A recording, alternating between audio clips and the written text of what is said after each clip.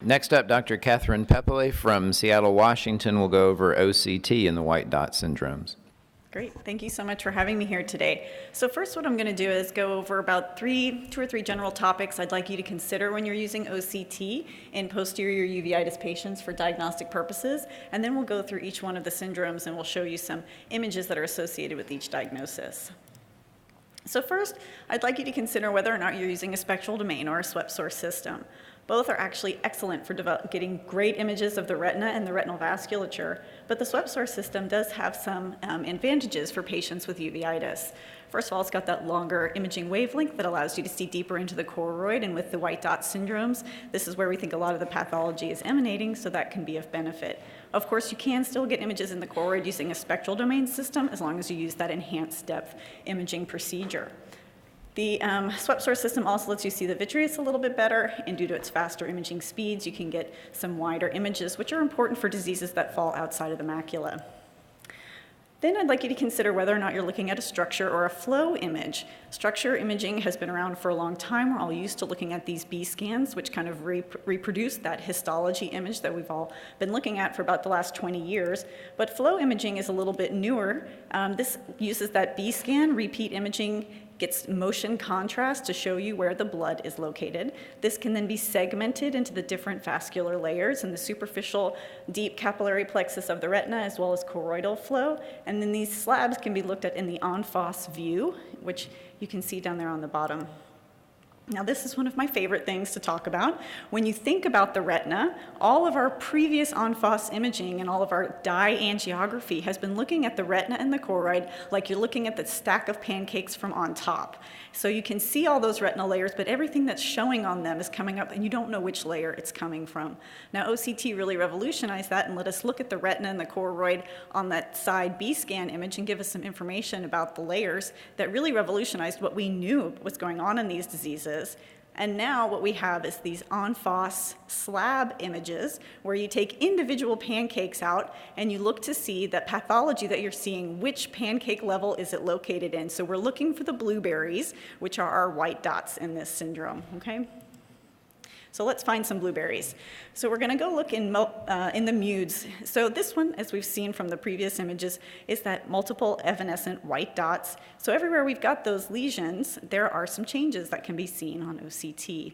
So there have been a number of really nice papers that have looked both at the structural B scan and then taken an entire slab of some of the either outer nuclear layer or the ellipsoid layer and identified that you can overlay some of these white dots with dots and spots on OCT.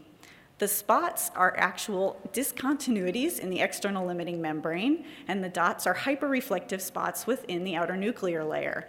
And if you take both of those layers and lay them on top of each other, you can see that the dots overlay the spots, suggesting that there is a contiguous lesion in that area, and probably at the photoreceptor layer.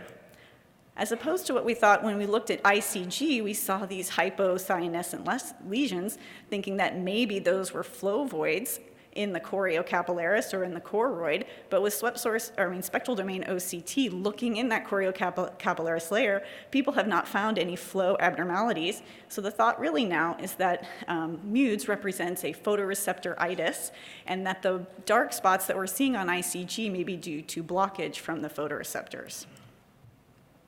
Going a little bit further down in our stack of pancakes, multifocal choroiditis and PIC seem to affect the area right underneath the RPE. And when you have active lesions, you start to see these dome-shaped hyperreflective deposits under the RPE with discontinuities in the RPE and some what almost looks like little volcanoes of inflammation coming out into the outer retina. And there is increased signal transmission through these lesions down into the choroid.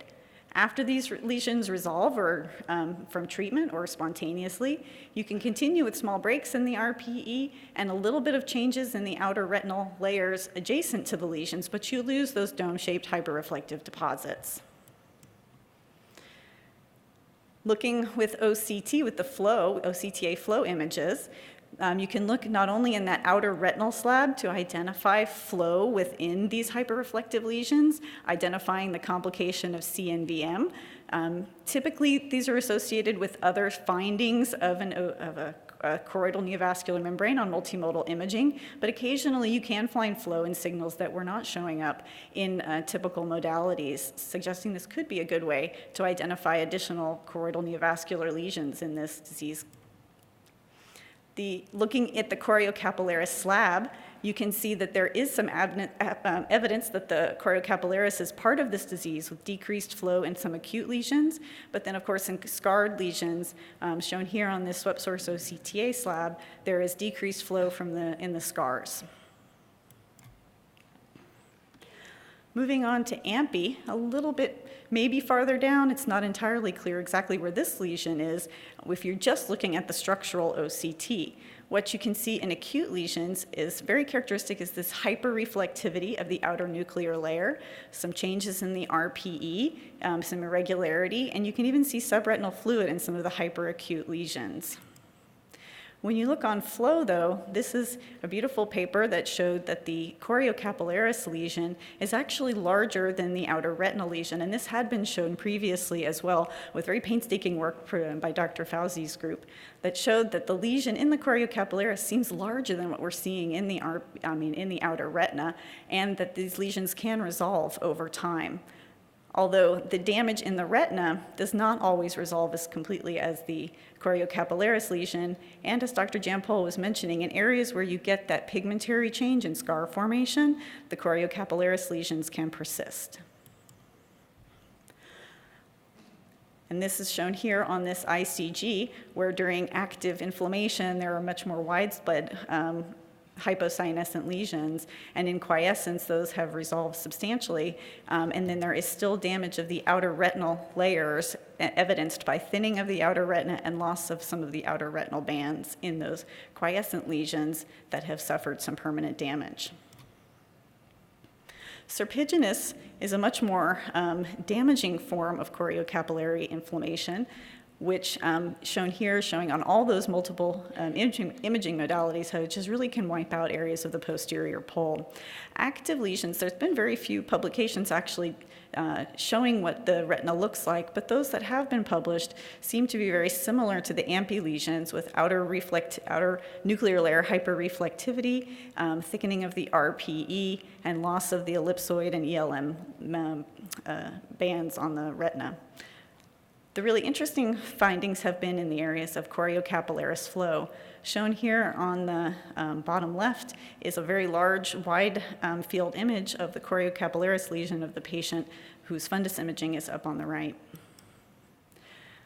This is a really interesting modality in acute imaging right now because these lesions are really can be responsive to steroid treatment. So the first image shows the patient prior to any current flare, just the damage from an old flare. Then during an active flare, the choriocapillaris actually increases in size. With steroid treatment, that lesion actually decreased. And using some boundary analysis, because these lesions are very sharply demarcated, you can detect how much damage the flare inflicted and how much was able to recover with steroid treatment. And I think this kind of en face quantitative analysis is really a way that's going to be used in the future to track our disease progression in these patients. Birdshot is, of course, a deeper choroidal disease. Then in certain patients, we definitely see those deep choroidal lesions on color fundus imaging. The structural OCTs can show many findings in birdshot, including macular edema, retinal thinning, and epiretinal membrane that cause complications long-term in these patients. Retinal OCTA has identified changes in the retinal vasculature, including the presence of CNVM, infrequently but there, and capillary loops, dilations and loops, and some changes in the intercapillary distance in these patients. Looking down into the choroid, there's been a lot of work done in many, many labs on birdshot using spectral domain systems with an EDI approach to identify hyperreflective foci, thickening of the choroid in disease activity, thinning of the choroid with chronicity of disease, the presence of hyperreflective foci in the choroid, and this controversial suprachoroidal space with some fluid, which was initially thought to follow some disease activity markers, but has been subsequently identified in a number of normal patients and is not of any clear significance at this point in time. Using some quantitative analysis approach on the spectral domain side of things, people have shown that there is an increase in choroidal reflectivity over time with disease chronicity and a decrease in choroidal thickness. Using spectral and swept source OCTA and that en-face analysis, there have been a few papers that have shown that the choriocapillaris lesions in chronic disease can be seen in the choriocapillaris, and that some of these deep lesions down in the choroid, which previously were kind of preclinical before you could really see them on fundus imaging, and maybe only saw them with ICG, can sometimes be picked up with swept-sourced OCTA en-face imaging of the deeper choroid. So in quick summary, we've looked through our retina stack of pancakes here. We think MUDES is at the top, the CNVM space and the subretinal space and the sub-RPE space, that MCP and PIC are in the outer retina and the RPE and superficial choriocapillaris. AMPI and serpiginous, I think, might actually be the same disease, just different degree of intensity, and that would be a lot of fun for us to debate at some point in time. And then birdshot seems to be our lowest and deepest pancake. Thank you very much.